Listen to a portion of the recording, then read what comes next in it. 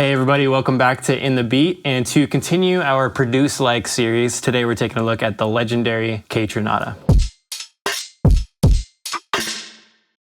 Kaytranada is a Canadian hip-hop and electronic producer, and he's won multiple awards for his work, including 2 Grammys for his album called Bubba that was released in 2019. He's known for his unique 4-on-the-floor style beats that fall somewhere between J Dilla and house music. One of the most distinguishing features about Kaytranada is probably the way that his drums groove and how they swing. So let's start by getting our own little bounce together in that style. I came across this Ask Me Anything thread on Reddit where Kaytranada was talking about how the tempo of 108 was the magic number. So that's exactly what we're going to start with. We're just going to change that to 108 and see what we can come up with. The very first step to getting the Kaytranada sound is probably to start with the kick. And what we're going to do is lay down a kick. I'm going to get the metronome going, and then I'm going to lay down like a 4-on-the-floor kind of groove, something that you would find in house, you know, a kick on every downbeat. And then as far as the sound of the kick itself goes, you're probably going to want to use some kicks that you would find in like a trap kit, something that's, you know, real heavy, something like this.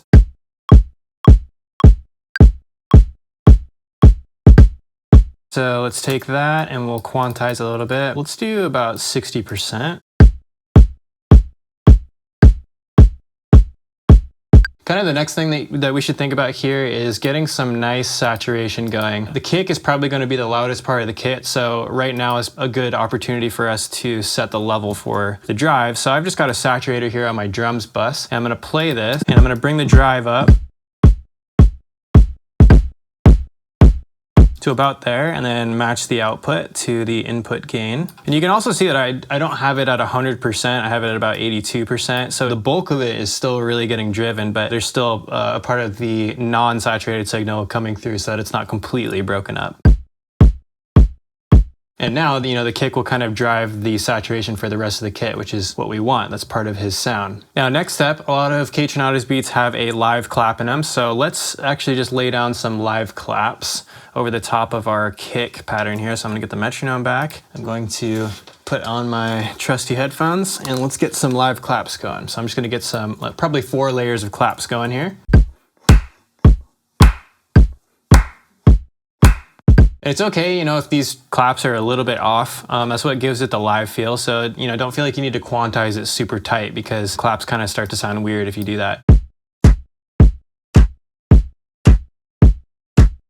Next up with the drums, I saw a tweet a little while back from Kaytranada that said, "I'll chop/loop drums till I die." So that's exactly what we're gonna do. We're gonna chop them till we die. So I grabbed a break called Can't Get Ahead, and it sounds like this. A lot of Kaytranada's grooves are really sort of tight. The first thing I'm gonna do is I'm gonna press Shift-Tab and bring the audio clip options open. And I'm gonna make sure that the warp mode is on beats, and then preserve the transients and keep the transient loop mode to off, which is the very first option. I'm just gonna pull back the transient envelope amount.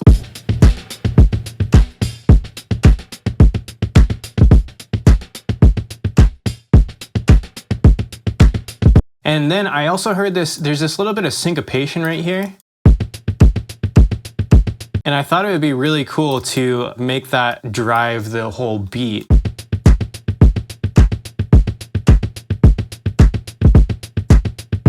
Now, the next thing I want to do here is just process this little syncopated clip that we have. I'm going to saturate it. You know, break it up a little bit. And then here's the cool part too, is just to make it sound a little bit more unique and interesting, I added a frequency shifter. So check out what this does.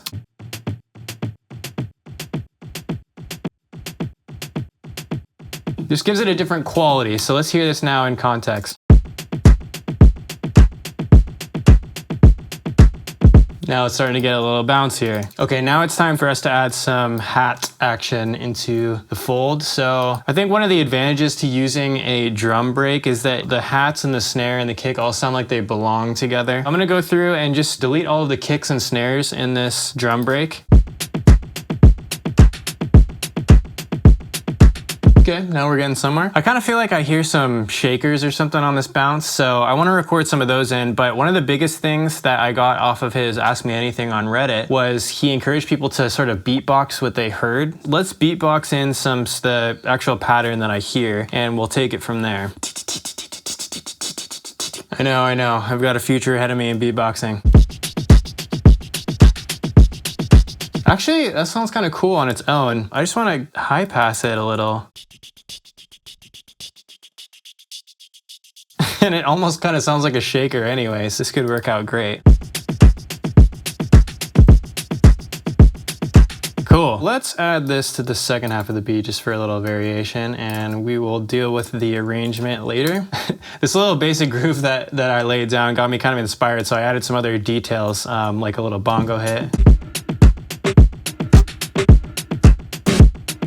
And I would encourage you to do the same. Just, have some fun with it and add some more details. Don't be afraid to push the grid a little bit. And by what I mean by that is to kind of delay and push forward a lot of the perc sounds in the groove so that it kind of sounds like it's more shuffled, because that's kind of a big part of Kaytranada's sound. I've done that a little bit with, you can see the track delays here. I'm pushing the snare by 5 milliseconds, the bongo by 16, and I've got some stuff on the MIDI grid that's pushed as well. So don't be afraid to go off grid a little bit and push the envelope. As it turns out, Twitter was actually a pretty good resource to find out more about Kaytranada's philosophy about producing, and one of the things he said in a tweet was, "I'll sample till I die," which I felt deep in my soul because I agree. The sample that I snagged for us to work with today is one called "Heaven Is By Your Side" by Delegation, and just listen to how this song starts. I mean, it's crazy.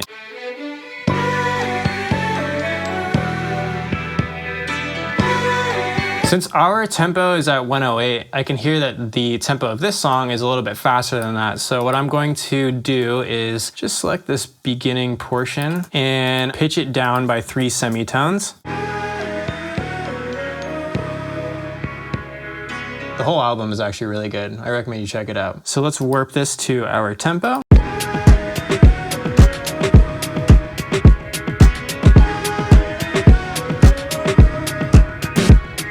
Sometimes Kaytranada puts in these little like stutter edits, so I want to do that with this.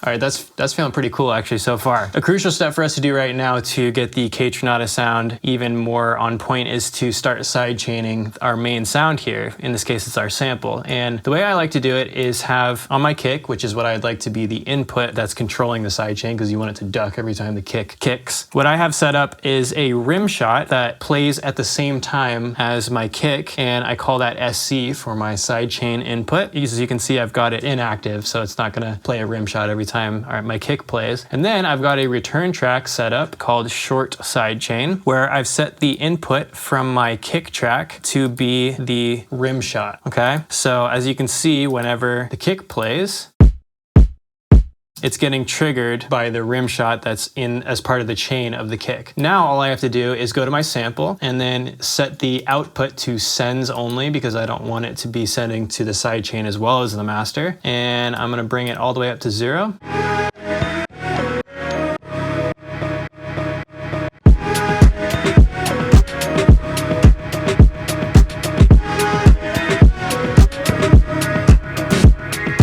You know what I'm saying? And by the way, I would keep your release time pretty short if you're trying to get this Kaytranada type sound. I have mine at 20 milliseconds, which is pretty dang short, so it doesn't stay pumped for too long. Okay, now it's time for us to get some low end on this bad boy. Kaytranada likes to, when he's not using 808s, he likes to use a lot of sort of analog style basses, so I thought it might be good to pull up Arturia's Mini Moog. Let's just keep it simple and scroll through some presets till we find something that might fit.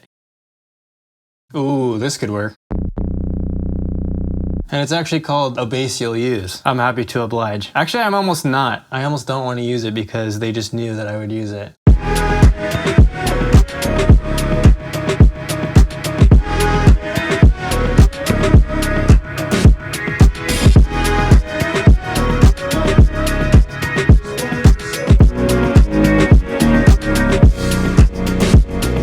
So I think think right now it'd be good to add another sound on top of these sample chops that we've got.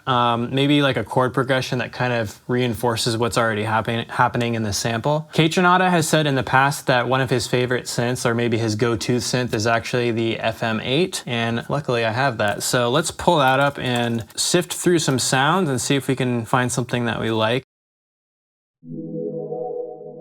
Ooh.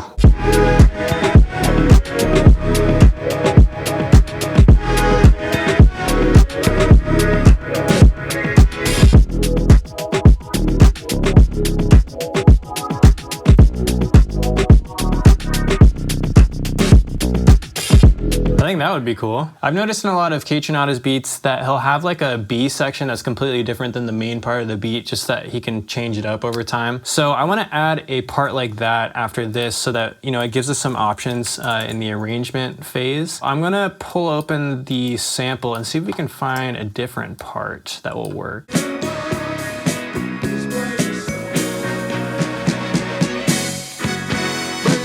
Oh yeah. If we take this part,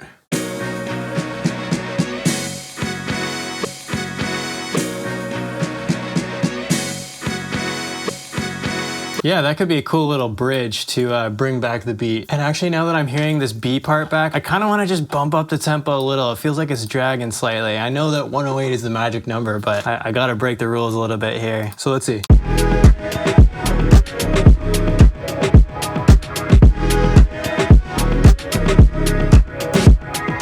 Okay, that feels a little bit better to me, a little bit more natural. So now that we've got all of the elements in place, now it's just time to kind of move things around and get the arrangement together. Let's copy and paste some sections and add some filters onto the master and sort of getting it sound like a real song now.